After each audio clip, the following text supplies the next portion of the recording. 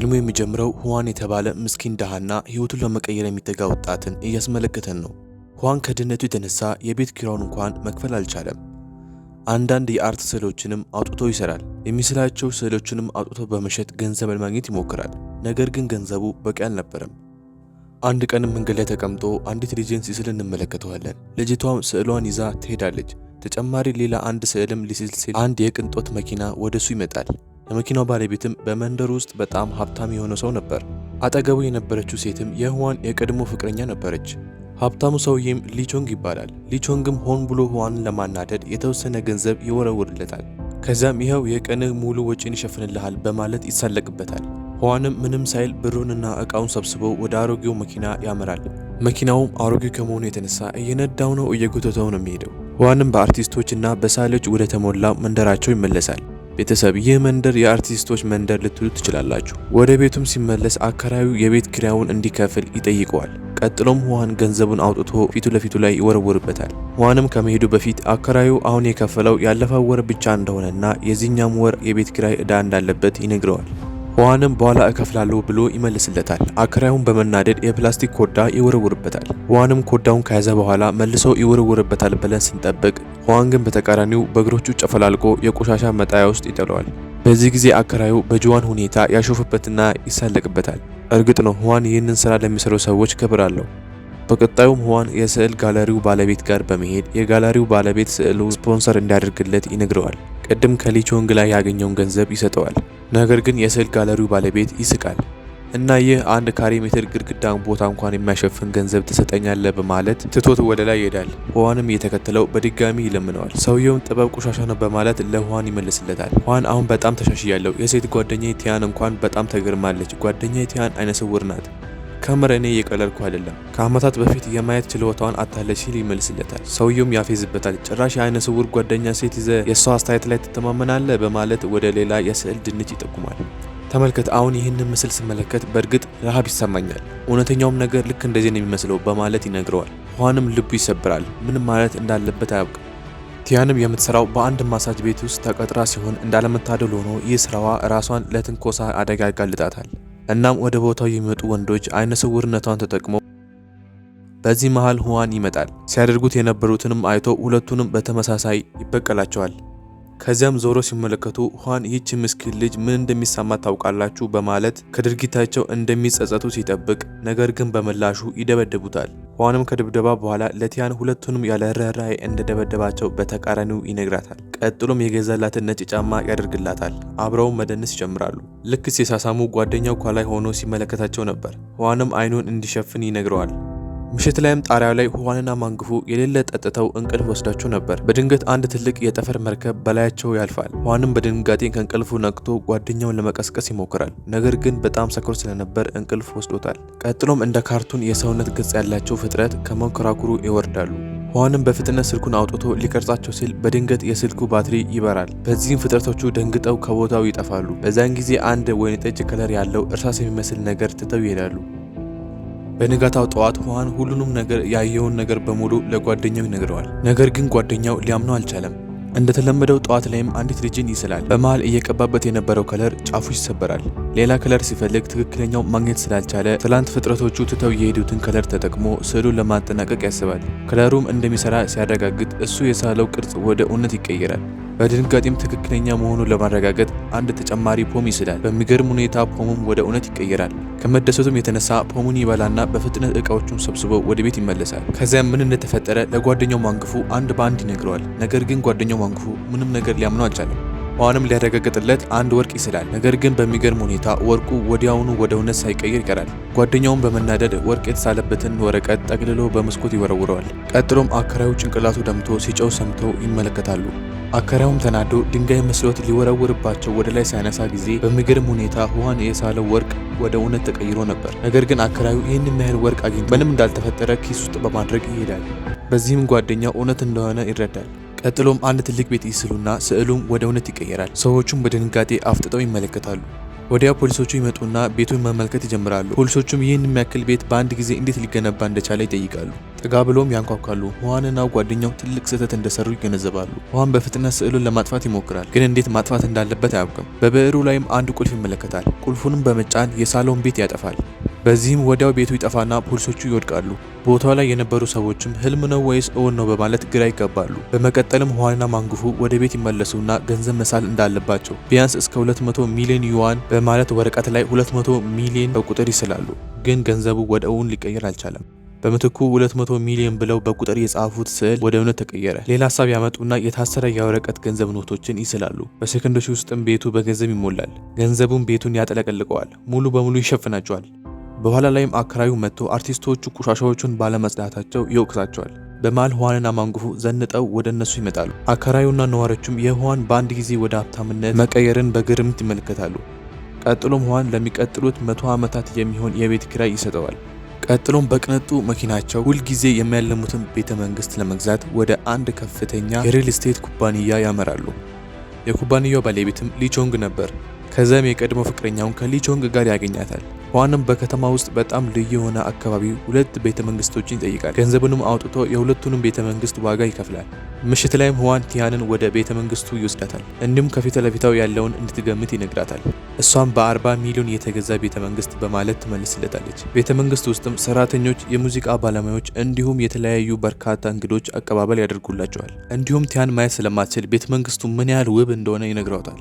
ሁዋንም በእንግዶቹ ፊት የጋብቻ ጥያቄ ያቀርብላታል። ነገር ግን ሀሳቡን ሳትቀበል ትታው ትሄዳለች። ሁዋንም ይከተላትና ተወደው እንደሆነ ይጠይቃታል። እሷም እንደምትወደው ትነግረዋለች። ታዲያ የምትወጂኝ ከሆነ ለምን በሰዎቹ ፊት አዋረድሽኝ በማለት ይጠይቃታል።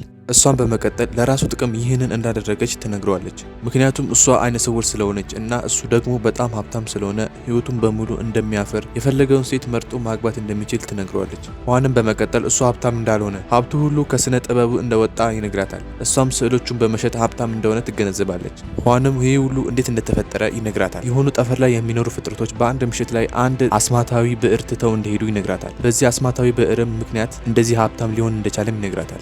ቲያንም ስለዚህ አስማታዊ ብዕር ስትሰማ በዚህ አስማታዊ ብዕር 2 አይኖችን እንዲስልና መልሳ የማየት ችሎታን እንድታገኝ እንዲረዳት ትጠይቀዋለች። ሁዋንም እንደተባለው ይስላል። አይኖቹም ከስዕሉ ወጥተው ወደ ቲያን እስኪገቡ ድረስ በትዕግስት ይጠብቃሉ። ነገር ግን ሳይታሰብ አይኖቹ በማንጉፉ ትከሻ ላይ ይቀመጣሉ።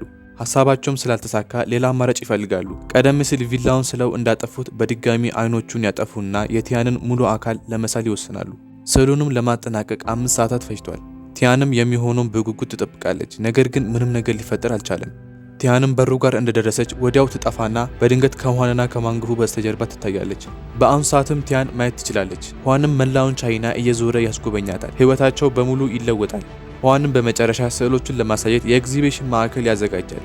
ስዕሎቹን በጨረታ ይሸጣሉ። ይህ ሁሉ ሀብታም ስለነበርና ሁሉም ሰው ከዚህ ስዕል በስተጀርባ ያለውን እውነታ አያውቁም።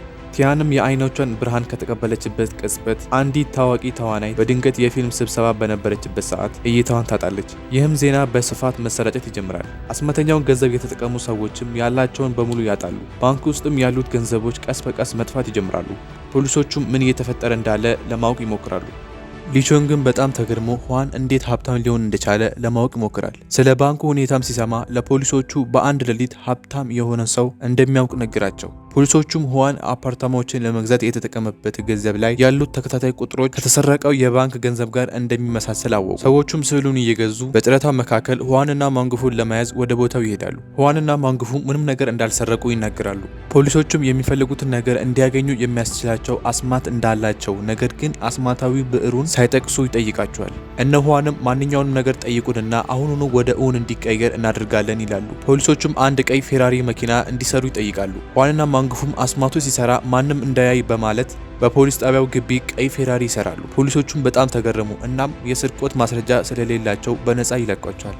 በዚያ ምሽትም አንድ ሰው በራቸውን ያንኳኳል። እነሱም ፖሊሶች እንደሆኑ በማሰብ ይደናገጣሉ። ነገር ግን የሁዋን የቀድሞ ፍቅረኛ ነበረች። ከረጅም ጊዜ በፊት ጥላው የሄደችው ዳ ፍቅረኛዋ በአሁኑ ሰዓት ሀብታም እንደሆነ አወቀች። ባለቤቷ ሊቾንግም በሱ ላይ በጣም እንደሚቀና ትነግረዋለች። በወቅቱ ሁዋንን ባለመምረጧ ስለ ገንዘብ ብቻ አስባ ትታው በመሄዷ ይቅርታ ትጠይቀዋለች። ባሏን እንደምትፈታውና ወደ ቤተሰቧ እንደምትመለስም ትነግረዋለች። ነገር ግን ሁዋን እሱን በመተው ምንም አይነት ስህተት እንዳልሰራች ይነግራታል። ከዚያም እየጠጡ በመሃል ሁዋን ሰክሮ ሚስጥሩን ያወጣል። ስለ አስማተኛው ብዕር ሙሉን ታሪክ መናገር ይጀምራል።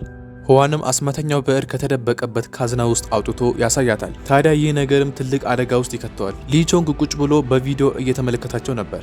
የሁዋን የቀድሞ ፍቅረኛ ልብስ ውስጥ ካሜራ ደብቆ ነበር። በዚህ ሰዓትም ሊቾንግ ስለ አስማተኛው ብዕር ሙሉን ታሪክ አወቀ። ይህ በእንዲህ እንዳለ የፖሊስ መኮንኑ ከአውቶ ኤክስፖ በሚስጥር ስለጠፋው ፌራሪ ዘገባ እያየ ነበር። በዚህም በቀጥታ ወደ ሁዋን ቤት ያመራል። ቀጥሎም ሲረዳቸው የነበረውን አስማተኛ መሳሪያ እንዲያስረክቡ ይነግራቸዋል። አለበለዚያ እንደ ሌቦች እንደሚቆጠሩ ያስጠነቅቃቸዋል። ሆኖም እስካሁን ድረስ አስማትን የሚቃወም ሕግ ስላልነበረ ተባብረው ብዕሩን እንኳን ቢመልሱም ምንም አይነት ክስ አይቀርብባቸውም። ይህንን ያወቀው ሁዋንም ለአንድ ሰከንድ ሳያመነታ ካዝናውን ይከፍታል። ነገር ግን ካዝናው ባዶ ነው። አስማተኛው ብዕርም በሊቾንግ እጅ ይገኛል። እሱም አስማታዊውን ብዕር በመጠቀም የተለያዩ አልባሳቶችንና የንጉሠ ነገሥታት ቤተ መንግስቶችን ይፈጥራል። በተጨማሪም በርካታ የቻይና ታሪካዊ ቤተ መንግስቶችንም ጨምሮ ይፈጥራል። ይባስ ብሎም የሁዋን የቀድሞ ፍቅረኛ የነበረችው በአሁኑ ሰዓት ደግሞ የእሱ ባለቤት የሆነችው እሷንም ያስራታል። ከዚያም በመቀጠል አንዲት መጽሔት ሽፋን ላይ ያለችውን ሴት ይስላል። ሁኔታውን የተመለከቱት ፖሊሶችና ሁዋንም ወደ ቦታው ይመጣሉ። መኮንኑም ብዕሩን እንዲመልስና ካልመለሰ ደግሞ እንደ ስርቆት እንደሚታይበት ይነግረዋል። ሊቾንግም እሱ ምንም ስህተት እንዳልሰራና ስራው መሳል ብቻ እንደሆነም ይነግራቸዋል። የሊቾንግ ረዳትም ብዕሩን ተጠቅሞ ከፖሊሶቹ ርቆ ወደሚገኝ ቦታ ማምለጥ የሚችሉበትን አዲስ የጠፈር መንኮራኩር እንዲስል ሀሳብ ያቀርባል። ስዕሉንም እንደሳሉት ወዲያው ወደ እውን ይቀየራል። ታዲያ በዚህ ስራቸውም ጠፈር ላይ የነበሩት ፍጥረቶች ወደ ምድር እንዲመለሱ ያደርጋል። እነሱም ማን እንደጠራቸውና መሳሪያቸው የት እንዳለ ይጠይቃሉ። በዛን ጊዜ ሊቾንግ ታንክ ስለው ነበር። ታንኩንም ወደ ፍጥረቶቹ ሲያነጣጥሩ ሁሉም ሰዎች መሸሽ ይጀምራሉ።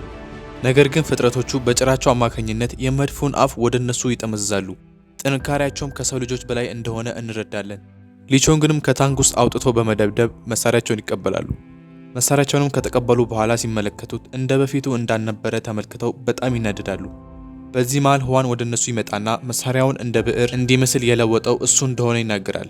ሊቾንግም ከዚህ ጉዳይ ጋር ምንም እንደማያገናኘው ይነግራቸዋል። ፍጥረቶቹም በሁዋን ታማኝነት ይደነቃሉ። ይህች ፕላኔት ክፉንም ጥሩንም ታሳያለች ብለው ይናገራሉ። ሁዋንም መሳሪያቸውን ወስደው በሰላም እንዲሄዱ ይነግራቸዋል። ነገር ግን ከዛ በፊት በብዕሩ ምክንያት የተፈጠረውን ሁሉንም ወደ ቦታው እንዲመልሱ ይነግራቸዋል። እነሱም ተስማምተው ሁሉም ነገር ወደ ቦታውና ወደ ቀድሞ እንዲመለስ ያደርጋሉ። ቲያንም ወደ ነበረችበት ህይወቷ ትመለሳለች። ሊቾንግና ባልደረቦቹም ይታሰራሉ። የሁዋን የቀድሞ ፍቅረኛ የነበረችው ወደ ሁዋን መታ ይቅርታ ትጠይቀዋለች። በልብሷ ውስጥ ስለተደበቀው ካሜራ ምንም ነገር እንደማታውቅም ትነግረዋለች። በዚህ ምክንያትም የአስማት ብዕሩ ጉዳይ አብቅቷል። ሁሉም ነገር እንደነበረው ይመለሳል። ከእንግዲህ ማንም ሰው የሁዋንን ስዕሎች መግዛት አይፈልግም። በመጨረሻም ቲያን የራሷን የውበት ሳሎን እንደከፈተችና ከሁዋን ጋር ትዳር እንደመሰረተች እንረዳለን። በዚህ ፊልም ላይ እውነት ተደብቆ እንደማይቀርና የራስ ያልሆነ ነገር መመኘት ትርፉ ኪሳራ እንደሆነ እንረዳለን። ከዚህ ፊልም ብዙ ነገር እንደተማራችሁ እርግጠኛ ነኝ። ፊልሙን ከወደዳችሁት ቪዲዮ ላይክ፣ ቻናሉን ደግሞ ሰብስክራይብ በማድረግ የዚህ ድንቅ ፊልም ቻናል ቤተሰብ መሆን ትችላላችሁ።